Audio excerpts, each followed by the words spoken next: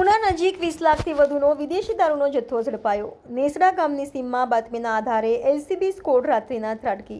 મધ્યરાત્રિના વિદેશી દારૂના કટિંગ સમયે જ પોલીસનો દરોડો।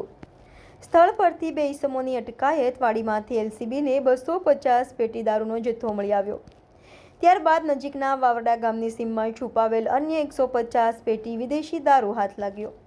હજુ 300 પેટી કટિંગ કરી સપ્લાય થઈ ગયાની ચર્ચા। સનખડા ગામના સતુકાના નામના બુટલેગરનો દારૂ હોવાની પ્રાથમિક માહિતી। હાલ સ્થળ પરથી GJ01 CU 3867 નંબરના ટ્રક અને 400 જેટલી પેટી વિદેશી દારૂનો જથ્થો કબજે કરાયો। પોલીસે 15 લાખનો દારૂ અને 5 લાખના ટ્રક મળી આશરે 20 લાખથી વધુનો મુદ્દામાલ સીઝ કર્યો। પોલીસે ગુનો નોંધવા તજવીજ હાથ ધરી। સંવાદદાતા હર્ષદ વાઢેર, દીવ મિરર ન્યૂઝ, ઉના।